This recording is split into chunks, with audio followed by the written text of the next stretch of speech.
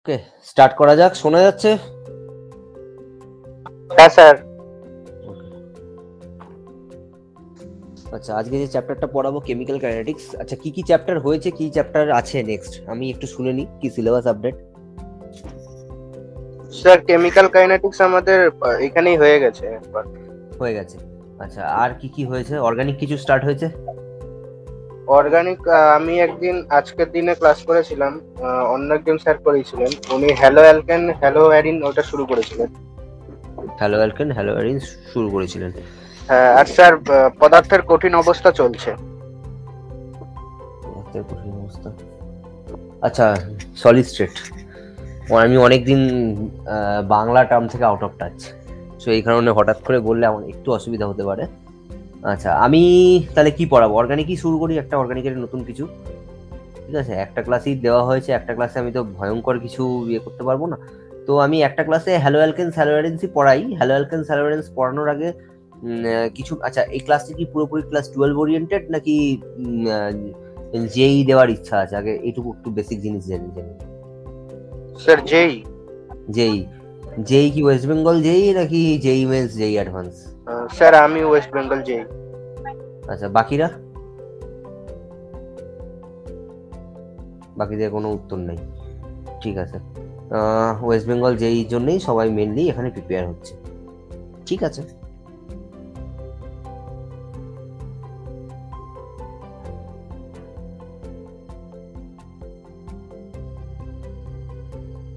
Share হচ্ছে কি? দেখা যাচ্ছে? না স্যার। দেখা যাচ্ছে না?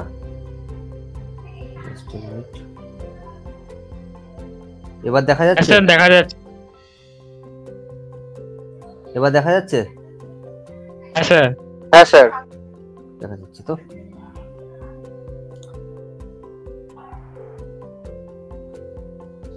আচ্ছা, প্রথমেই বলে রাখি, আমি কিন্তু ওই ধরা বাঁধা ওয়েস্ট বেঙ্গল জয়েন্টের সিলেবাসের বইয়ে যা আছে ওরকম ভাবে পড়াই না। ঠিক আছে, সেটা অর্গানিক হোক, ফিজিক্যাল কেমিস্ট্রি হোক বা ইনঅর্গানিক কেমিস্ট্রি হোক। হ্যাঁ, ফিজিক্যাল এবং ইনঅর্গানিকের ক্ষেত্রে চ্যাপ্টার ওয়াইজ বেশি ফলো করা হয়, কোনো রকম চেঞ্জেস হয় না। বাট অর্গানিক কেমিস্ট্রির ক্ষেত্রে আমি কিন্তু অ্যারোমেটিক কেমিস্ট্রি একটা আলাদা চ্যাপ্টার করে পড়াই। ঠিক আছে, অ্যারোমেটিক কেমিস্ট্রি একটা আলাদা চ্যাপ্টার করে পড়াই।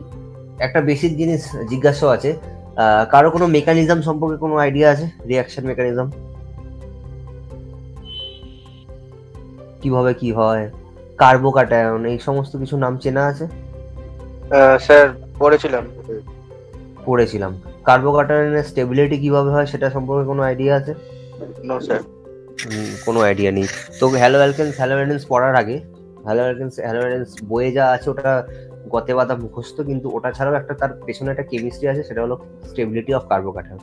সেটা আমাদের একটু জানতে হবে, আদারওয়াইজ কোশ্চেন করা যাবে, একটু কঠিন কোশ্চেন এলে আটকে যেতে হবে, এরকম ব্যাপার। ঠিক আছে, তো আমি প্রথমে কার্বোক্যাটায়ন এবং কার্বোক্যাটায়নের স্টেবিলিটি পড়াচ্ছি আজকে। এটা আছে হ্যালো অ্যালকেনস চ্যাপ্টারের মধ্যে। বইয়ে হয়তো জাস্ট লেখা আছে কার্বোক্যাটায়নের স্থায়িত্ব হিসাবে, কার্বোক্যাটায়নের স্থায়িত্ব অমুক অমুক অমুক, এই কার্বোক্যাটায়ন কিভাবে রিঅ্যারেঞ্জমেন্ট করে, এই জিনিসটা লেখা আছে। এর পেছনে কেমিস্ট্রিটা ইন জেনারেল সমস্ত বইয়ে থাকে না। তো আমি প্রথমে ওইটা দিয়ে শুরু করাচ্ছি। আজকে ছোট্ট একটা ক্লাস, বেশি কিছু পড়াবো না, ওইটুকু জিনিস পড়িয়েই আজকে আমি ক্লাস এন্ড করব। ঠিক আছে, এটা কিন্তু অ্যাকচুয়ালি হ্যালো অ্যালকেনস হ্যালো অ্যারেন্স চ্যাপ্টারের আন্ডারে, কোনো বাইরের কিছু না, কিন্তু এই জিনিসগুলো খুব কম জায়গায় পড়ানো হয়। ঠিক আছে, তো আমি প্রথমে লিখছি কার্বোক্যাটায়ন। ইংলিশে লিখতে কারো কোনো অসুবিধা নেই?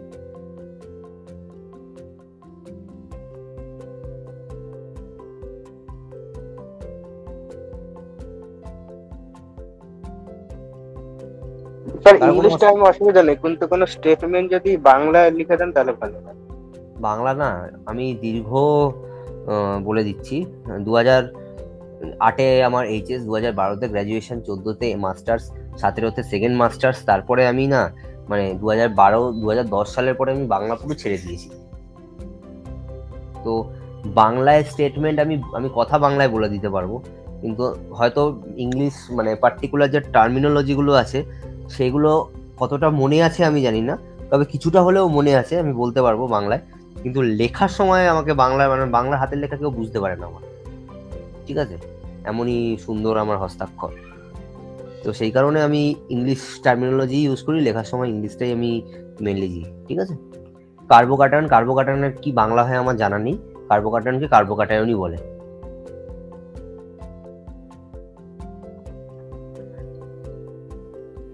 এবং আমি সবাইকে রিকোয়েস্ট করব বাংলা থেকে ধীরে ধীরে ধীরে ধীরে করে ইংলিশে টার্মিনোলজি হওয়া, বিকজ বাংলার গণ্ডিতে কিন্তু ওয়েস্ট বেঙ্গলের মধ্যে, ইন ফিউচার বাইরে যেতে হবে, ঠিক আছে। ওয়েস্ট বেঙ্গলে থাকাও ঠিক আছে, গুড, বাট বাইরে যাওয়ার জন্য নিজেকে তৈরি করতে হবে, সেক্ষেত্রে কিন্তু ইংলিশটাই লাগবে। আচ্ছা, কার্বোক্যাটায়ন কি? বেসিক্যালি যখন একটা কার্বনের উপর পজিটিভ চার্জ থাকে, পজিটিভ চার্জ ওভার কার্বন।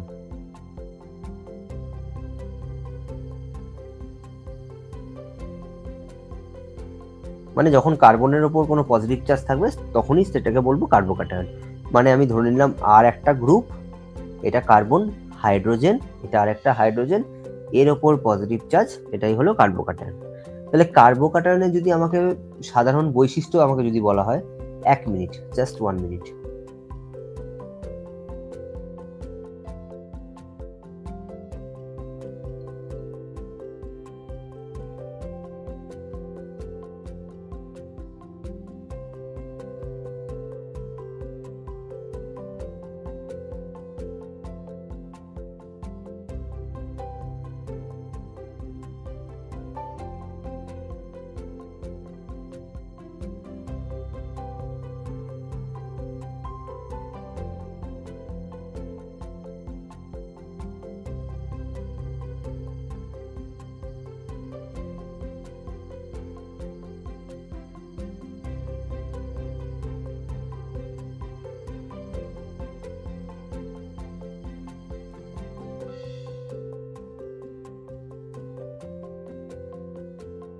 ওকে, সরি।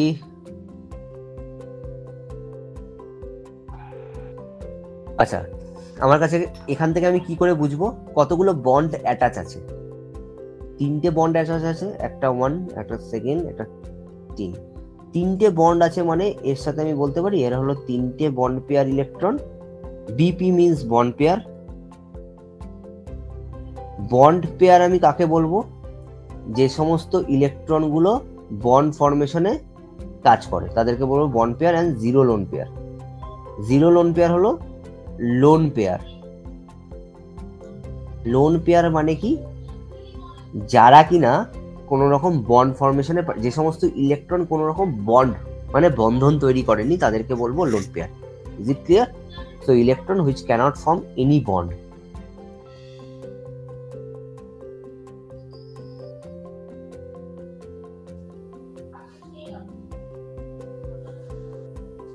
এনি বন্ড বোঝা গেছে?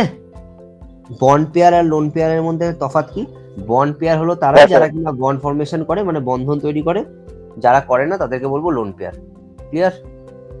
হ্যাঁ স্যার।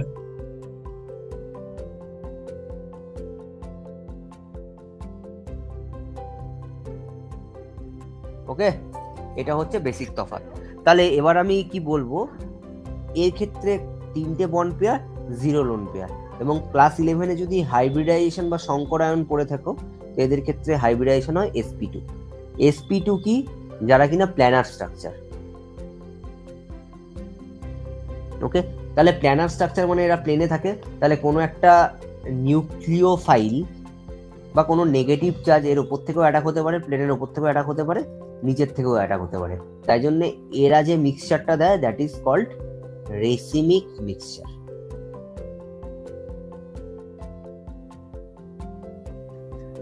ওকে, এরা যে মিক্সচারটা দেয় সেটা হলো রেসিমিক মিক্সচার। নেক্সট যে প্রপার্টিটা আছে কার্বোক্যাটায়নে, এরা হলো ডায়াম্যাগনেটিক।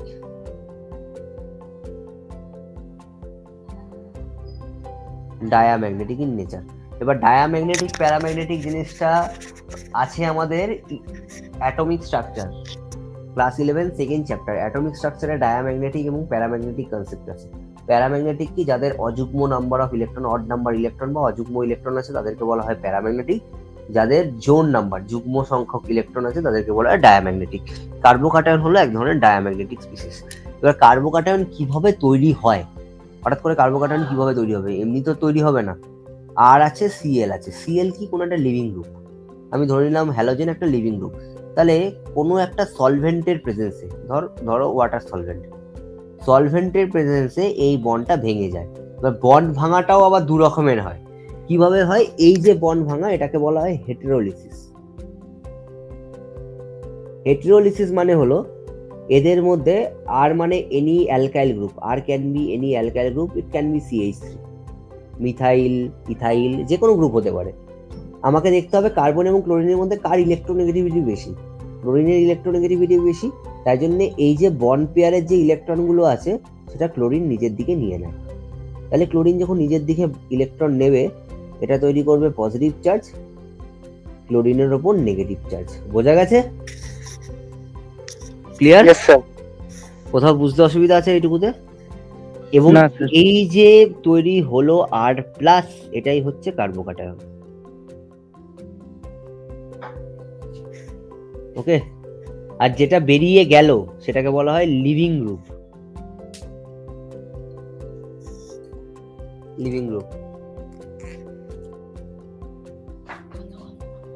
লিভিং গ্রুপ কি?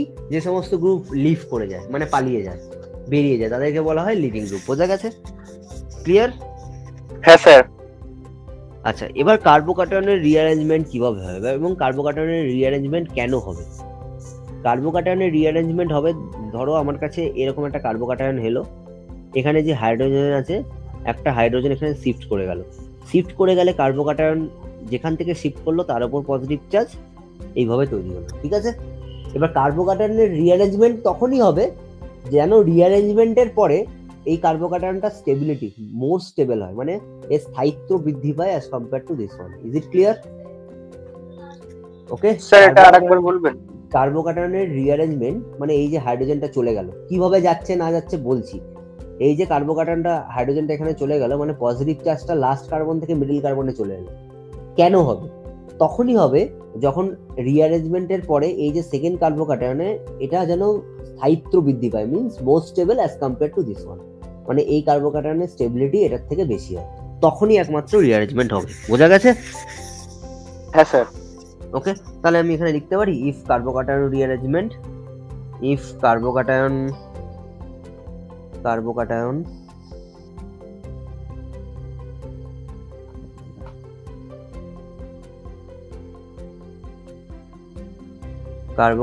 formed in the reaction and it always rearrange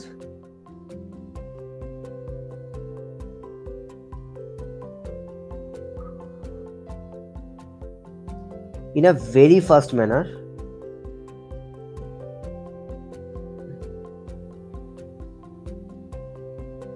to increase its stability.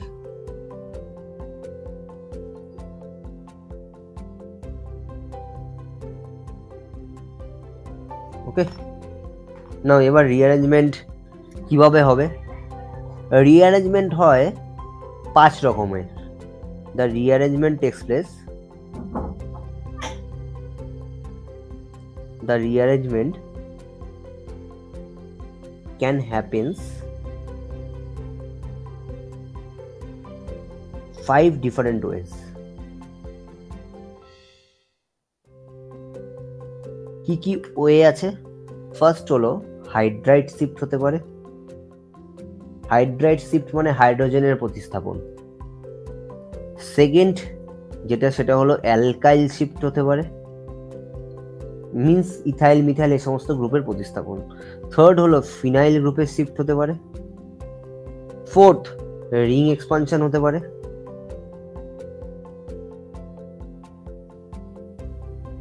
Fifth ring contraction হতে পারে।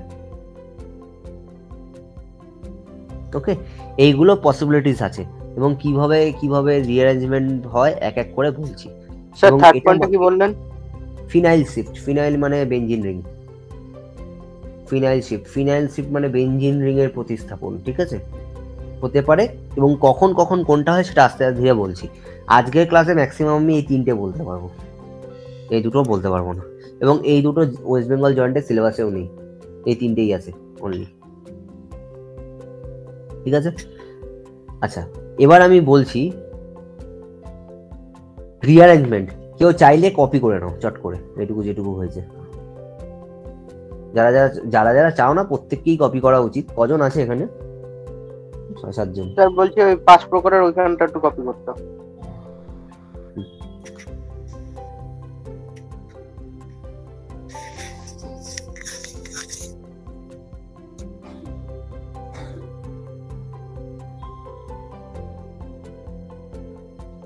হ্যাঁ স্যার হয়ে গেছে। হয়ে গেছে, প্রত্যেকের লেখা হয়েছে। এটুকুতে কোথাও কারোর কোনো দাবি দেওয়া কোনো কিছু আছে? না স্যার। আচ্ছা, এবার কি হচ্ছে, প্রত্যেকটা রিঅ্যারেঞ্জমেন্টের পরে যেন কার্বোক্যাটায়নের স্টেবিলিটি বাড়ে, মানে স্থায়িত্ব বৃদ্ধি পাবে। রিঅ্যারেঞ্জমেন্ট তখনই হবে যখন রিঅ্যারেঞ্জমেন্টের পরে একটা কার্বোক্যাটায়নের স্থায়িত্ব যেন বৃদ্ধি পায়, ঠিক আছে, স্টেবিলিটি ইনক্রিজেস। এবার যদি রিঅ্যারেঞ্জমেন্টের পরে কার্বোক্যাটায়ন সেম স্টেবিলিটি রইলো, মানে স্থায়িত্ব তাদের সেম রইলো, বা স্টেবিলিটি কমলো, সেক্ষেত্রে হবে না। তাহলে আমি লিখতে পারি in every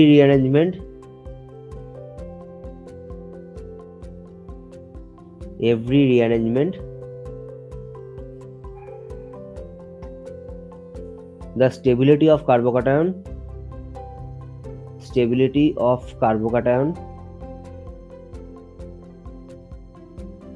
should increase.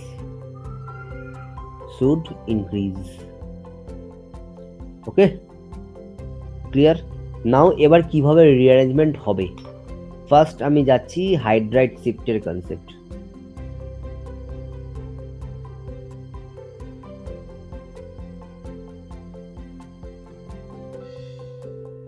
Hydride shift.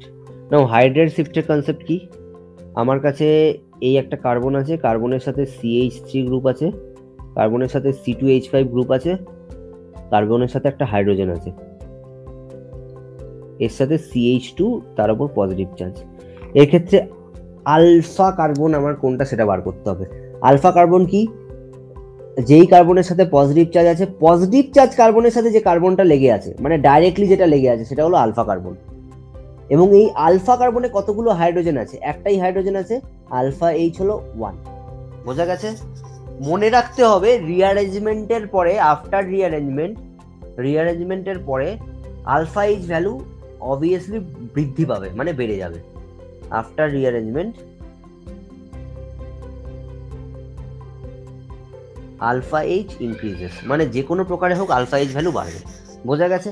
তাই এবং রিঅ্যারেঞ্জমেন্টটা কি হবে, এই আলফা কার্বন থেকে কোনো একটা গ্রুপ, এই গ্রুপটা হতে পারে, এই গ্রুপটা হতে পারে, বা এই গ্রুপটা হতে পারে, কোনো একটা গ্রুপ রিঅ্যারেঞ্জমেন্ট করবে এই পজিটিভ, মানে শিফট হয়ে এই পজিটিভ চার্জের সাথে লাগবে। ঠিক আছে? তাহলে এখানে আমি কি করছি, এই যে হাইড্রোজেনটা আছে এটা এই এর সাথে লেগে গেল। তাহলে যখনই লেগে গেল, প্রথমে এই CH3টাকে লিখলাম, এই কার্বনটাকে লিখলাম, মিডিল কার্বনটাকে, ওপরে C2H5, এইটা হলো CH3। তাহলে এখান থেকে হাইড্রোজেন চলে গেল, হাইড্রোজেন চলে গেলে কি হয়ে গেল, এখানে পজিটিভ চার্জ তৈরি হলো। ঠিক আছে? হাইড্রোজেন চলে গেলে এখানে পজিটিভ চার্জ তৈরি হলো। এই C2H5টাকে আমি এইভাবে লিখতে পারি, CH2CH3, লেখাই যায় এইভাবে।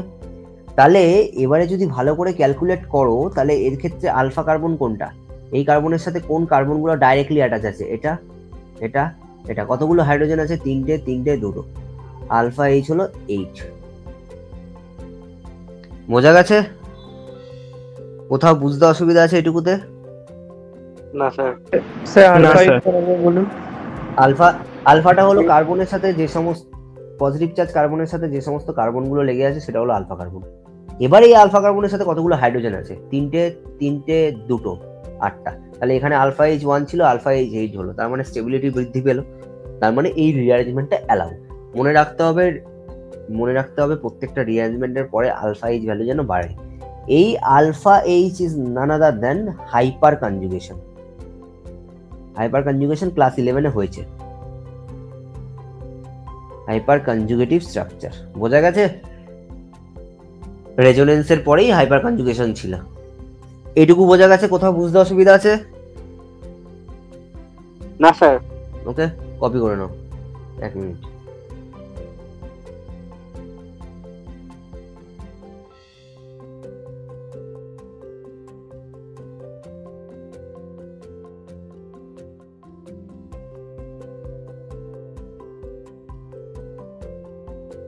হয়ে গেলে বলো।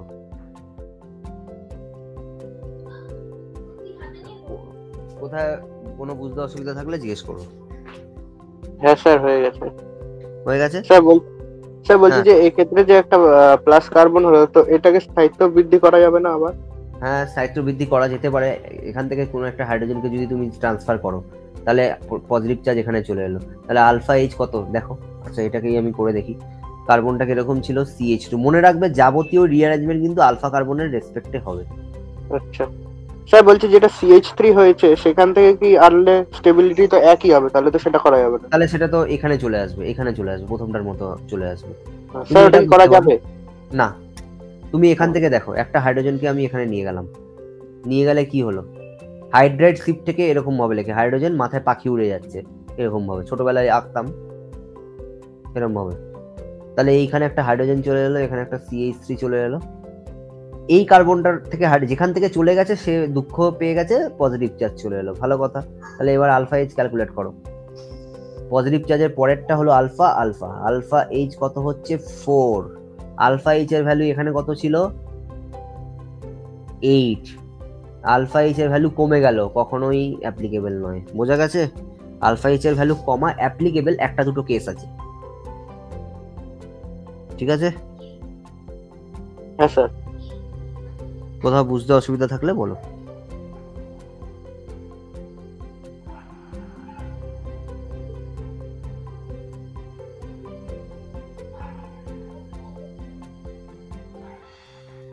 ওকে,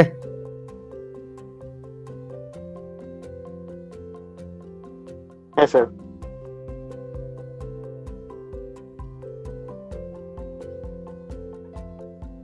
হয়ে গেলে, কপি হয়ে গেলে জানাও সব। নেক্সট ইয়েতে যাচ্ছি।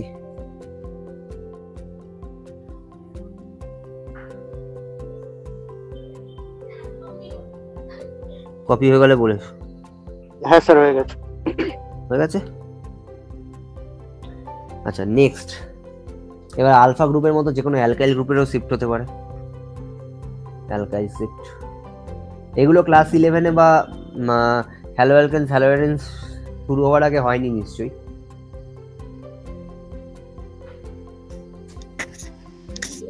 আচ্ছা, এর ক্ষেত্রে কি হচ্ছে, আমি আবার এরকম ভাবে লিখলাম, সি এর সাথে CH3 H CH2। তাহলে প্রথমে কি করব, ফার্স্ট কাজ হলো আলফা কার্বন ফাইন্ড করা। আলফা কার্বন থেকে আলফা এইচ কত হচ্ছে 1। তাহলে ফার্স্ট পসিবিলিটিস কি, এই যে হাইড্রোজেনটা আছে, হাইড্রোজেনটা শিফট হয়ে গেল। শিফট হয়ে গিয়ে কি হলো, হাইড্রোজেন যখন শিফট হয়ে গেল, প্রথমে এই CH3টাকে লিখলাম, কার্বন CH3 পজিটিভ চার্জ। তাহলে এখানে আলফা কার্বন কোনটা, এটা আলফা কার্বন, এটা আলফা কার্বন, এটা আলফা কার্বন। আলফা এইচ হলো 9, বোঝা গেছে? Hydrogen shifting. অ্যালকাইল শিফটিং মানে হলো এই যে ফিনাইল মিথাইল এত যে গ্রুপ আছে, যে কোনো একটা গ্রুপকে, আলফা কার্বনে কি কি গ্রুপ আছে, দুটো মিথাইল আছে, যে কোনো একটা মিথাইল গ্রুপ শিফট হয়ে গেল। মিথাইল শিফটকে আমি কি করে লিখলাম, মিথাইল শিফটিং CH3, সি এর সাথে এইচ, এই কার্বনের সাথে এইচ লেগে আছে, সেটাকে লিখলাম। এখানে CH2 ছিল, এর সাথে CH3 যোগ হয়ে গেল, পজিটিভ চার্জ এখানে। তাহলে আলফা কার্বন কত, এখানে আলফা কার্বন ক্যালকুলেট করে হলো 5, বোঝা গেছে? তাহলে এর মধ্যে কোন রিঅ্যারেঞ্জমেন্টটা অ্যালাউ, কোন রিঅ্যারেঞ্জমেন্টটা অ্যালাউ না? ডেফিনেটলি দুটোই অ্যালাউ। 1 থেকে 5 হচ্ছে এটাও অ্যালাউ, 1 থেকে 9 হচ্ছে এটাও অ্যালাউ, কিন্তু শিফটিং প্রায়োরিটি মানে কোনটা আগে হতে চাইবে, হাইড্রোজেনটা শিফটিং আগে হতে থাকবে, বিকজ এখানে আলফা এইচ এর ভ্যালু অনেক বেশি। ওকে, কোথাও বুঝতে অসুবিধা আছে? না স্যার। ওকে, ক্লিয়ার?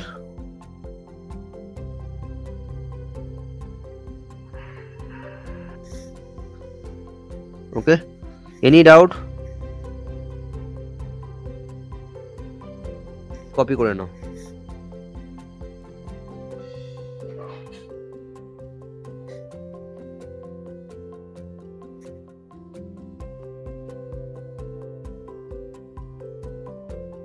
হয়ে গেলে জানিও।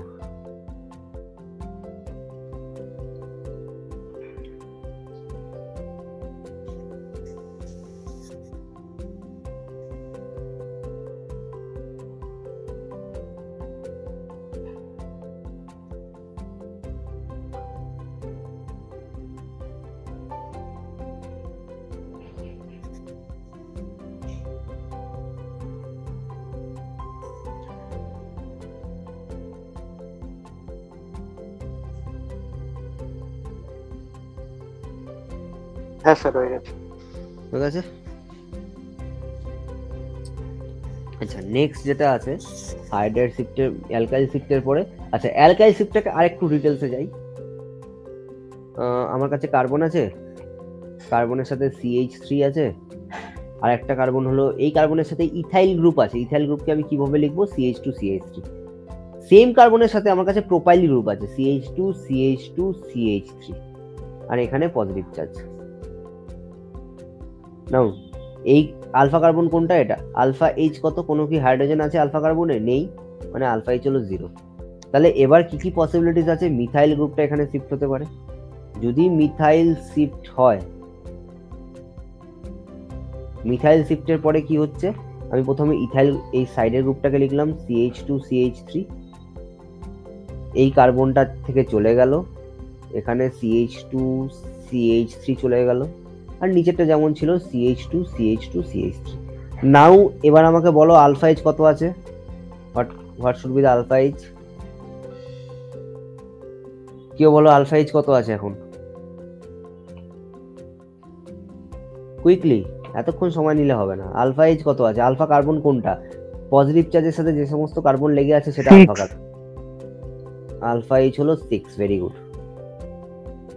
ওকে, সেকেন্ড পসিবিলিটিস, এই গ্রুপটাও শিফট হতে পারে, এই ইথাইলটাও শিফট হতে পারে। যদি ইথাইলটা শিফট হয় তখন কিরকম লিখবো? কার্বনের সাথে এটা CH3 CH2 CH3, এটা হয়ে গেল CH2 CH2 CH3 positive charge. এবার আলফা এইচ কত আছে? 7। আলফা এইচ হলো 7। তাহলে এখান থেকে বলতে পারবো যত অ্যালকাইল গ্রুপে নাম্বার অফ কার্বন যত বাড়ে তত শিফটিং প্রায়োরিটি, মানে যত তাড়াতাড়ি শিফটিং হবে। বোঝা গেছে? তাহলে এখান থেকে আমি এই স্টেটমেন্টটা লিখতে পারি, নাম্বার অফ কার্বন, একটা অ্যালকাইল গ্রুপ, অ্যালকাইল গ্রুপে যত নাম্বার অফ কার্বন বাড়বে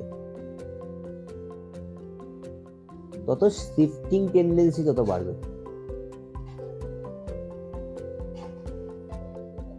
টেন্ডেন্সি ইনক্রিজেস। তাই জন্য priority order of shifting, priority order মানে কোন শিফটিংটা আগে হবে, অর্ডার অফ শিফটিং। সবচেয়ে প্রথমে হবে হাইড্রাইড শিফটিং, দেন হবে যে কোনো অ্যালকাইল গ্রুপে, সরি দেন হবে ফিনাইল গ্রুপের শিফটিং। ফিনাইল শিফটিং এখনো পড়ানো হয়নি, পড়াচ্ছি।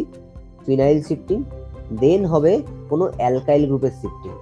এবার অ্যালকাইল গ্রুপের নাম্বার অফ কার্বন যত বাড়বে means propyl group, PR means propyl group, propyl shifting first হবে, দেন ইথাইল শিফটিং, দেন মিথাইল শিফটিং এক্সেট্রা। বোঝা গেছে?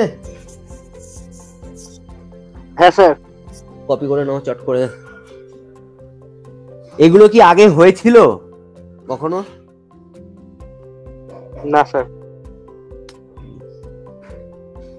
ওয়েস্ট বেঙ্গলে এই একটা সমস্যা।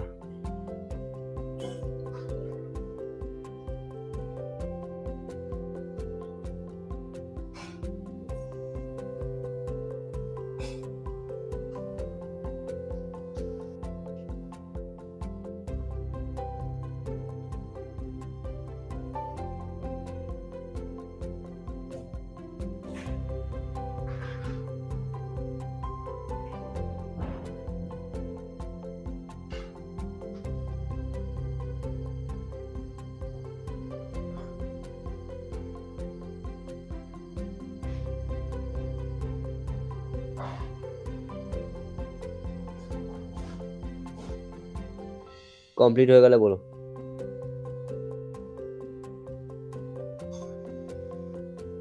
স্যার একটু নিচের দিকে করুন।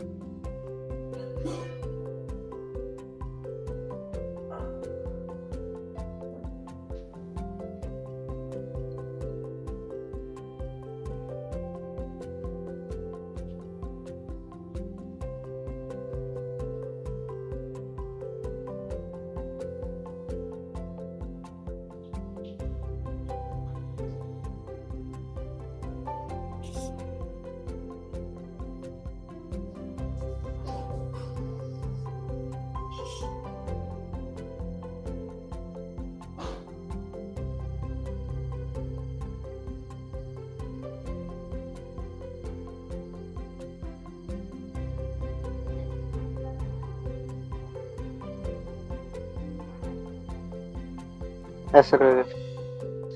হয়ে গেছে। আচ্ছা, নেক্সট হলো ফিনাইল শিফটিং। ফিনাইল শিফটিং ওই হাইড্রোজেন শিফটিং, অ্যালকাইল শিফটিং সবকিছুর মতোই অলমোস্ট সেম।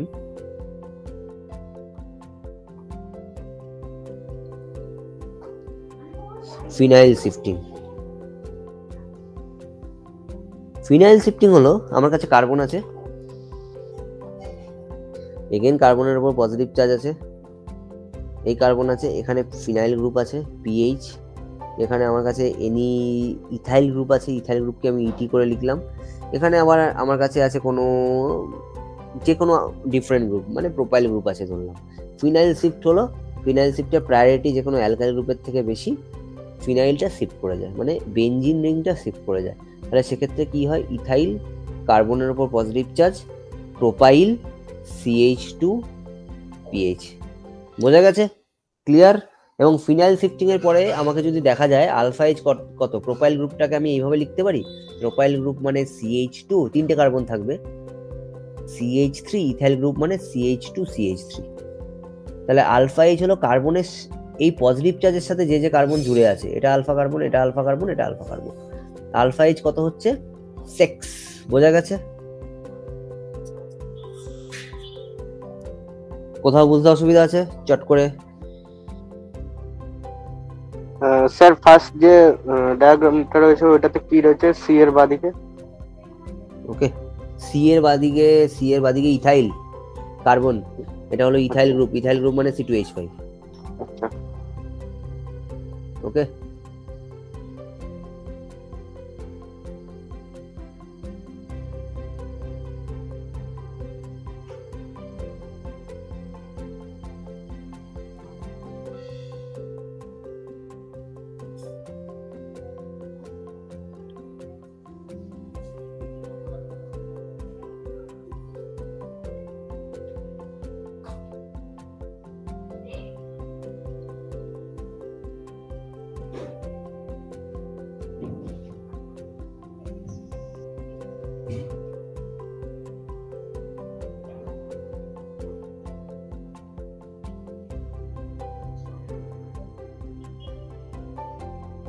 কমপ্লিট হয়ে গেলে বলো।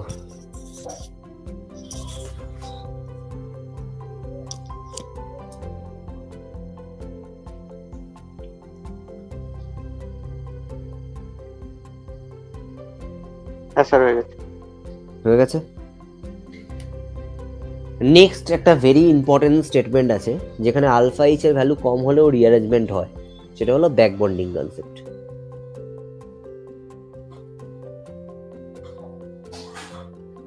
কারোর কোনো ল্যাঙ্গুয়েজ প্রবলেম হচ্ছে বা কিছু হচ্ছে একবার খোঁজ নিয়ে নি।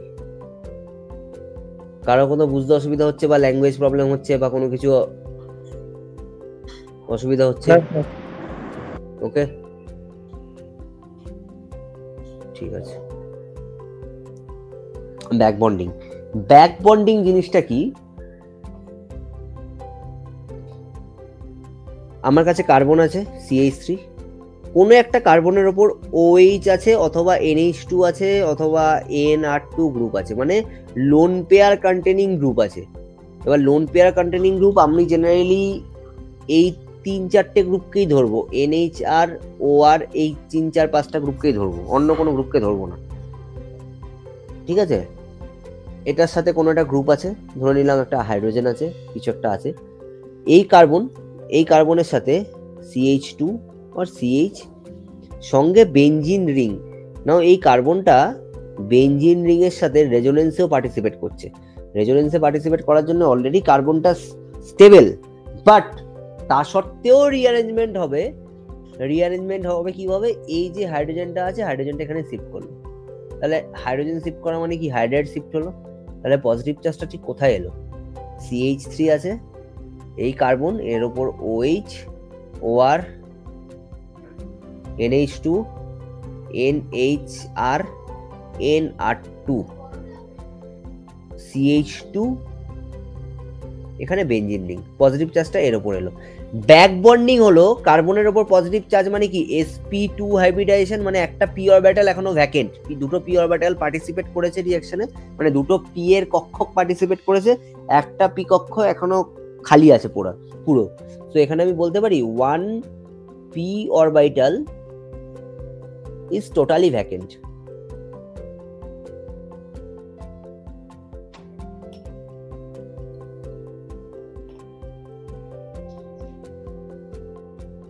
ওকে, এর যে লোন পেয়ারটা আছে, এই যে লোন পেয়ারটা এই ভ্যাকেন্ট পি অরবিটালের সাথে বন্ডিং তৈরি করে।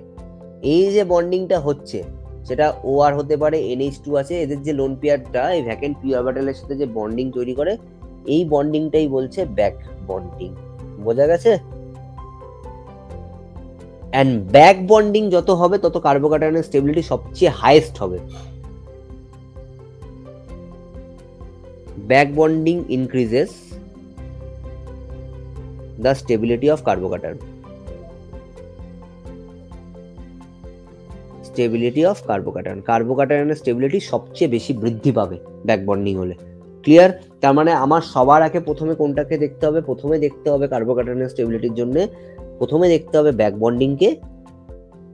ব্যাক বন্ডিং এর পর দেখতে হবে রেজোনেন্সকে, কোথাও যদি রেজোনেন্স হয়ে থাকে, রেজোনেন্স ক্লাস 11 আশা করি হয়েছে। তারপরে দেখতে হবে আলফা এইচ। আলফা এইচ হলো হাইপার কনজুগেশন। বোঝা গেছে? এবং মনে রাখবে রিঅ্যারেঞ্জমেন্ট হবে সব সময় যেখানে পজিটিভ চার্জ আছে তার পাশের কার্বনটা যেটা যেন sp3 হাইব্রিডাইজেশনের হয়। অন্য কোনো হাইব্রিডাইজেশন হলে কিন্তু হবে না।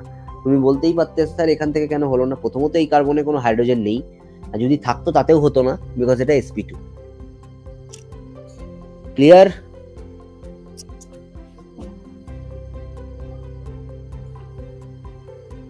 ওকে স্যার, ওই যেটা বললেন যে পি অরবিটালটা একটা ফাঁকা রয়েছে, ওটা দেখে কি করে বুঝবো? যে কোনো কার্বোক্যাটায়ন কি sp2 হাইব্রিডাইজেশন।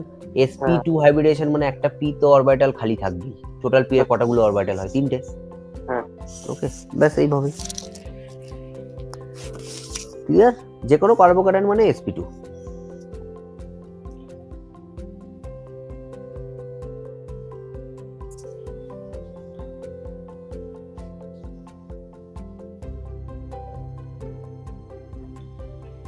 হয়ে গেলে জানিও, কোশ্চেন অ্যান্সার কিছু করতে দেবো, নিজেদের করতে হবে।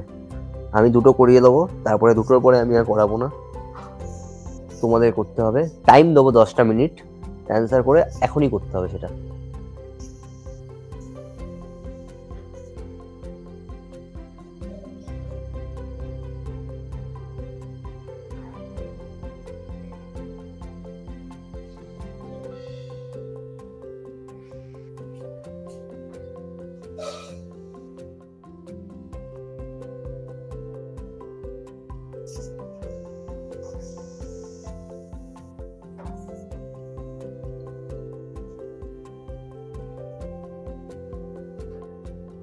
হ্যাঁ স্যার, কমপ্লিট।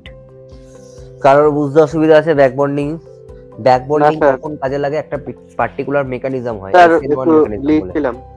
হ্যাঁ ঠিক আছে, কোনো অসুবিধা নেই, লিখে নাও, তারপরে কোশ্চেন দিচ্ছি। সব লিখে নাও ভাই। সবাই কি মানে কোথায় বাড়ি ঘর কোথায়? মানে বাড়ি বলতে সবাই বিলংস করে তো ওয়েস্ট বেঙ্গলে, বুঝতেই পেরেছি। কোন জায়গায় মানে কোন স্টেট থেকে, মানে সরি স্টেট বলছি, কোন ডিস্ট্রিক্ট থেকে? আলিপুরদুয়ার। স্যার মানে নর্থ 24 পরগনা। আলিপুরদুয়ারে তো মানে আমার ইনলজের বাড়ি হলো কোচবিহার অ্যাকচুয়ালি। তো আমি নর্থ বেঙ্গলে কিছু কিছু জায়গা চিনি যেখানে আমাদের ইনলজের বাড়ি, সেটা হলো চ্যাংড়াবান্ধা। কোচবিহার যা শুরু হচ্ছে ওই সমস্ত জায়গায়। তো আলিপুরদুয়ার আমি যাইনি, কিন্তু কোচবিহার পর্যন্ত আমি গেছিলাম। কোচবিহার, রাজবাড়ি, অমুক। নর্থ 24 পরগনা। নর্থ 24 পরগনা কোথায়? হালিশহর। ওরে বাবা, অনেকটাই দূর। আচ্ছা, বাকি তিনজনই আছে কি? পূর্ব বর্ধমান। পূর্ব বর্ধমান। পূর্ব বর্ধমানে কি প্রপার বর্ধমানে? না না, তাহলে জামালপুর। কোথায়? জামালপুর। আচ্ছা। তো টোটাল মানে বাচ্চা হলো 4 জন। ঠিক আছে স্যার, আপনি যেটা গ্রেটার দ্যান দিয়ে লিখেছেন ওইটার মানেটা কি বোঝাচ্ছে? মানেটা বোঝাচ্ছে হলো কার্বোক্যাটায়নের স্টেবিলিটি কোনটার ক্ষেত্রে সবচেয়ে ম্যাক্সিমাম হবে। ব্যাক বন্ডিং থাকলে সবচেয়ে ম্যাক্সিমাম হবে, তারপরে হবে রেজোনেন্স, তারপরে আমি দেখবো আলফা এইচ। ঠিক আছে, আলফা এইচ মানে হলো হাইপার কনজুগেশন। ঠিক আছে? হ্যাঁ স্যার হয়ে গেছে। ঠিক আছে, নেক্সট দুটো কোশ্চেন আমি করিয়ে নিই, দুটো তিনটে কোশ্চেন তারপরে করতে দেবো। ফার্স্ট কোশ্চেন আমার কাছে এরকম যদি থাকে, মানে কোশ্চেনটা আমি লিখছি, মানে কোশ্চেনটা হলো এরকম, রিঅ্যারেঞ্জমেন্টের পরে মোস্ট স্টেবল কার্বোক্যাটায়নকে ড্র করো, draw the structure of most stable carbocation. STR dot means structure of more stable, sir হ্যাঁ ব্যাক বন্ডিং হবে এটা বুঝবো কি, মানে কার্বনের সাথে একটা OH বা NH2 বা হ্যাঁ। NR2 এরকম পজিটিভ একটা চার্জ, হ্যাঁ পজিটিভ চার্জটা যেন নেক্সট কার্বনে থাকে, পজিটিভ হ্যাঁ। চার্জের পরের যে কার্বনটা আছে সেটার সাথে যেন এই গ্রুপগুলো থাকে, তখনই হবে, অন্য কোনো গ্রুপ তখন থাকলে এটা হবে না, হবে। তখনই এটা হবে। স্যার এবং ওটা কি মেইনলি লোন পেয়ার গ্রুপগুলো থাকে বলে হচ্ছে? আর লোন পেয়ার গ্রুপ, ফ্লোরিনেরও লোন পেয়ার থাকে, কিন্তু ফ্লোরিনের ইলেকট্রোনেগেটিভ বা তড়িৎ ঋণাত্মকতা অনেক বেশি হয়, তাই জন্য লোন পেয়ার ছাড়ে না। আচ্ছা ঠিক আছে, শুধুমাত্র এই কটাই লোন পেয়ার ছাড়তে পারে, তাই জন্য এইগুলোকেই আমাকে কনসিডার করতে হবে। এবং যেখানে ব্যাক বন্ডিং হবে না, ব্যাক বন্ডিং করাতেই হবে, এরকম ব্যাপার। ওকে, আচ্ছা যেটা ফার্স্ট কোশ্চেন আমি করে দিচ্ছি, আমি তিনটে কোশ্চেন দেখে দেখে করবো।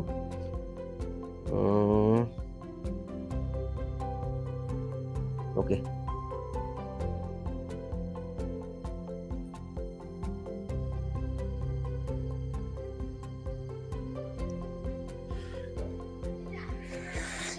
CH3 CH2 okay, first question, second question,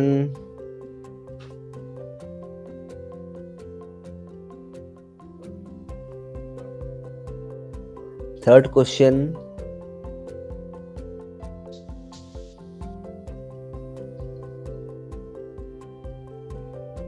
positive charge. এবার কিভাবে করব, প্রথম তিনটে আমি করে দিচ্ছি, তারপরে কিন্তু করব না। এখানে ফার্স্ট কাউন্ট হলো আলফা এইচ কাউন্ট করা, আলফা এইচ কত 2। এবার এখানে কি কি অ্যাটম আছে, কোনগুলোকে আমি রিঅ্যারেঞ্জ করাতে পারি, হাইড্রোজেন আছে, তাহলে একটা হাইড্রোজেনকে আমি রিঅ্যারেঞ্জমেন্ট করালাম, বিকজ হাইড্রোজেনের রিঅ্যারেঞ্জমেন্টের রেট সবচেয়ে বেশি হাই। তাহলে রিঅ্যারেঞ্জমেন্ট করানোর পরে স্ট্রাকচারটা কি আসবে, CH3 CH CH3, নেক্সট কার্বনের ওপর পজিটিভ চার্জ, নেক্সট হলো CH3, হয়ে গেল। এবার আমাকে আলফা এইচ কাউন্ট করতে হবে, আলফা এইচ কত হচ্ছে, এটা আলফা কার্বন, এটা আলফা কার্বন, আলফা এইচ হচ্ছে 4।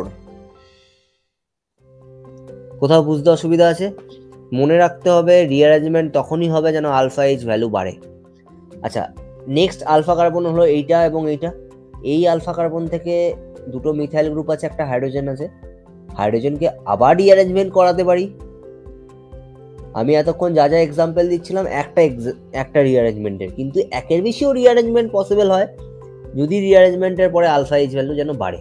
তাহলে এখানে আলফা কার্বন কোনটা, এটা এটা এটা, আলফা এইচ কত হচ্ছে 3 + 3 + 2 8, আলফা এইচ ভ্যালু বাড়লো, তার মানে এই রিঅ্যারেঞ্জমেন্টটাও অ্যালাউ, এই রিঅ্যারেঞ্জমেন্টটাও অ্যালাউ। বোঝা গেছে? হ্যাঁ স্যার। ঠিক আছে, নেক্সট পজিটিভ চার্জ এখানে আছে, নেক্সট কার্বন হলো এটা, আলফা এইচ কতগুলো হয়, আলফা এইচ একটাই হয়। তাহলে আমি যদি এইখান থেকে হাইড্রোজেনটাকে শিফট করি, রিঅ্যারেঞ্জ করি, রিঅ্যারেঞ্জ করার পর আমার স্ট্রাকচার কিরকম আসবে, CH3 পজিটিভ চার্জ এখানে চলে এলো। তাহলে আমার কাছে যদি আলফা এইচকে কাউন্ট করতে বলে 1 2 3, alpha alpha alpha, alpha H হলো 7। বোঝা গেছে? স্যার বেনজিনটা রাখবো, বুঝিয়ে দিন। বেনজিন না, এটা বেনজিন না। প্রথমত বেনজিন থাকলে এখানে ডবল বন্ড করে রাখতাম, কোনো বেনজিন না, এটা সাইক্লোহেক্সেন। আচ্ছা, এটা পজিটিভ চার্জ, আলফা কার্বন কোনটা, এটা আলফা কার্বন, কতগুলো হাইড্রোজেন আছে, দুটো, তিনটে হাত তো হয়েই গেছে, মা কালীর 4টে হাত, কার্বনের 4টে হাত, তাহলে আরেকটা হলো হাইড্রোজেন।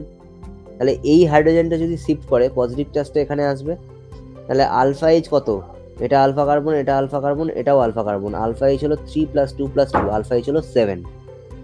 বোঝা গেছে? তার মানে আলফা এইচ বেড়েছে, আলফা এইচ যদি বাড়ে তাহলে রিঅ্যারেঞ্জমেন্ট হবে, না বাড়লে হবে না। স্যার বলছি যে এইচটা আসলো যে ওটা কি করে বুঝলাম, এখানে তো CH2 তো দুটো এইচ আছে। এই কার্বনে এরকম আছে, এই কার্বনে কতগুলো ভ্যালেন্সি স্যাটিসফাই হয়েছে, 3টে, বললাম মা কালীর 4টে হাত, কার্বনের 4টে হাত, যখনই 3টে হাত হয়ে গেছে আরেকটা হাত দেয়া থাকবে না, সেটাকে হাইড্রোজেন ধরেই চলতে হবে। ও আচ্ছা। বোঝা গেছে? হ্যাঁ। আচ্ছা, এর ক্ষেত্রে আলফা এইচ কত? এবার এখানে একটা জিনিস দেখতে হবে, এইখানে যদি পজিটিভ চার্জটা আমি কোনো রকমে আনতে পারি, লোন পেয়ার ব্যাক বন্ডিং এর কনসেপ্ট থাকছে, তাহলে চোখ বন্ধ করে আমি কিছু না ভেবে একটা হাইড্রোজেনকে আগে এখানে শিফট করে দেবো। তাহলে হাইড্রোজেনকে শিফট করে দিলে কি হয়ে যাবে, এখানে একটা হাইড্রোজেন কমে যাবে, পজিটিভ চার্জ চলে আসবে, আর এইটুকু জায়গার মধ্যে লোন পেয়ার ব্যাক বন্ডিং কনসেপ্টটা কাজ করবে। তাহলে লোন পেয়ার ব্যাক বন্ডিং এর জন্য স্টেবিলিটি ইনক্রিজ করবে। Lone pair back bonding stability increases. Lone pair back bonding এর জন্য ব্যাক বন্ডিং জন্য স্টেবিলিটি ইনক্রিজ করবে। কোথাও বুঝতে অসুবিধা আছে?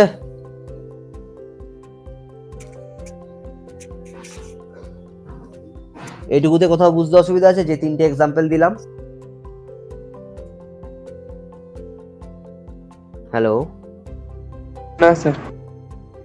ঠিক আছে, কপি করে নাও, নেক্সট কোশ্চেন অ্যান্সার দিচ্ছি।